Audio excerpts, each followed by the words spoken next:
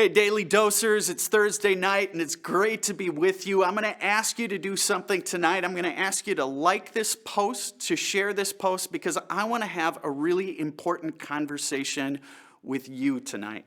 In fact, I want to start a really important conversation in our community, I hope. I want to start a conversation about what you've been watching on the news the last few days from Minneapolis. I want to talk to you a little bit about the death of George Floyd.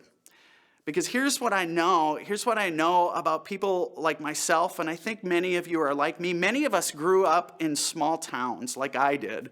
I grew up in little old Castleton, North Dakota, population of about 1,400 people. Our high school mascot was the fighting squirrel, people. But here's the thing I know about that town I grew up in. In that town I grew up in, everybody in that community looked like me. It was a town filled with people who were of Scandinavian, German, a few Finns. We all looked a lot alike. And here's what I know, and maybe it's true about you. I didn't grow up with friends who were African American. I didn't grow up hearing their stories and sharing life with them. And so when I watch on the news the events that have happened over the last several weeks, I'm guessing for many of us, there's sort of some voices that sort of ring inside your head. Or voices that sound something like this as we see all the rioting and all that's been going on. Voices that say something like this: why did those people have to be so angry? Why did those people have to be so violent? Why did those people have to always be causing so much destruction at times like this? And I want to wonder about that a little bit. Because here's what I think. I think each one of us who grew up in this rural area of the Midwest, I think most of us, we respond that way because we don't know the stories of African Americans, what it's like to be an African American in this world today. We don't know what it's like day in and day out when you go into a Target or a department store or into a gas station. We don't know what it's like for the clerk to watch us, even follow us around the store out of suspicion. We also don't know what it's like as an African American in this country to apply for a job knowing that we are 2 times more likely than white people to not get that job. And then when we do get a job, our household income, we can expect it's going to be 60% of our white counterparts. You see, we don't know what it's like to send our kids to school and know that they are 3 times more likely to get suspended from school than white kids. We don't know what it's like to be driving our car down the highway knowing that we are 30% more likely to get pulled over than someone who happens to be white and driving their car down the highway. You see, we don't know what it's like as an African American to be a part of a community that's 13% of the population, but makes up 40% of those who are in prison. You see, I think part of the reason we have these sort of voices that rattle around in our head when events like this happen is that we don't know the stories of African Americans. We don't quite get that we live in a country that has a bias towards white people. I mean, that's why when people like you and me, we go to the Twin Cities, there are certain neighborhoods we steer clear of, and we've got a name for those neighborhoods. We call them shady. Did you know that shady is a racist, derogatory term that was originally used to describe neighborhoods where African Americans live? You see, we live in a country that's biased towards white people. I don't know, if you're Scandinavian, of Scandinavian background like I am, imagine if when you went to apply for a job that as a Scandinavian American, you knew that you were 2 times more likely not to get that job because of your background. And that when you did get that job, you were likely to get paid 60% of what others got paid. Or when you send your kids to school as a Scandinavian American, they were 3 times more likely to get suspended. Or when you were driving your car as a Scandinavian American, you were 30% more likely to get pulled over. Imagine if as a Scandinavian American there were communities, there were places where you lived that people used derogatory terms to describe. I would imagine if that were you, if that were me, I'd have a whole lot of reason to be angry. And I'd have a whole lot of reason to demand justice. Back in the biblical world that Jesus lived in, there was this huge divide. Jewish people, of which Jesus was one, had this idea that if you were not Jewish, if you were what the Bible calls Gentile, you were unclean, you were dirty. In fact, Jews believed that whatever that filth was that Gentiles carried with them, that those Jews, they could get dirty by coming in contact with Gentiles.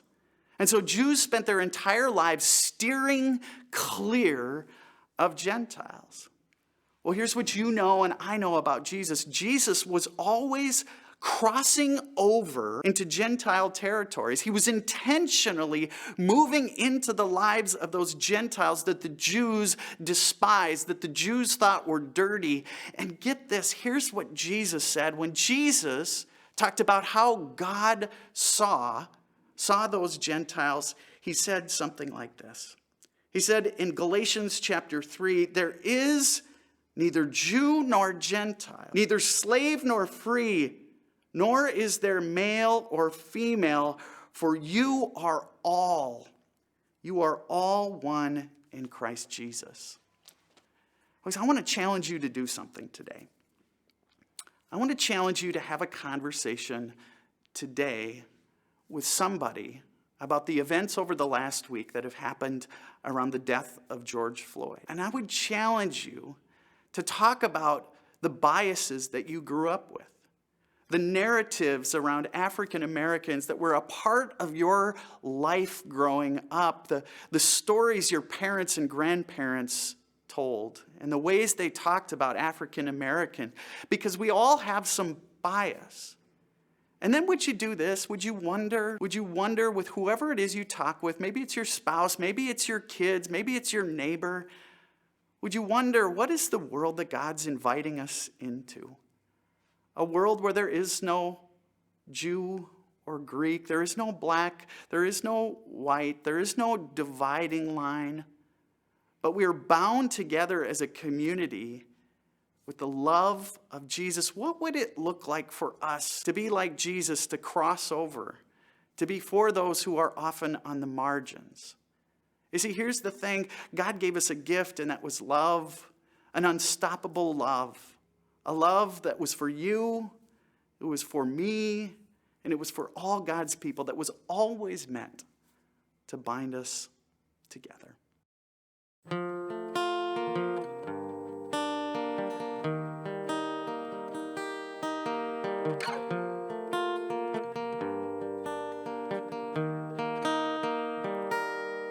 No height, no depth, no life of final breath could ever separate us from your love.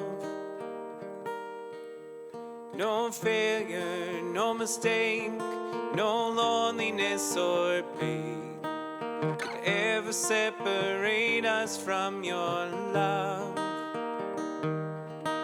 Could ever separate us from your love. On the other side of everything I'm afraid of, you are standing with your arms wide open, even in my deepest doubts and wonder, you are standing with your arms wide open, wide open.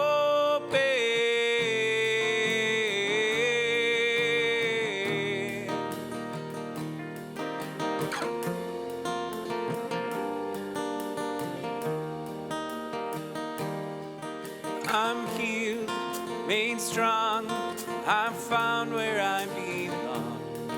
Forever I'm alive now in your love. I'm changed, unchained by your amazing grace. Forever I'm alive now in your the other side of everything I'm afraid of. You were standing with your arms wide open, wide open. Even in my deepest doubts and wonders, you were standing with your arms wide open, wide open.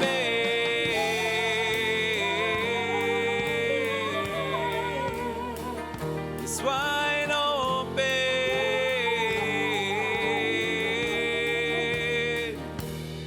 If I make my bed in darkness, if I try my best to hide, you know the farthest ocean, you give the morning its light. I can't run from your presence, there's no place that far. So I run to you, my Savior, there's safety in your arms. If I make my bed in darkness, if I try my best to hide, you know the farthest ocean, you give the morning its light. I can't run from your presence, there's no place that far. So I run to you, my Savior, there's safety in your arms.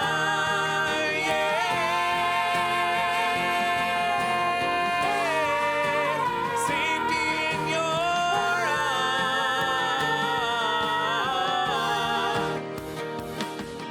On the other side of everything I'm afraid of, you were standing with your arms wide open, wide open. Even in my deepest doubts and wonders, you were standing with your arms wide open, wide open. On the other side of everything I'm afraid of, you were standing with your arms wide open, wide open. Even in my deepest doubts and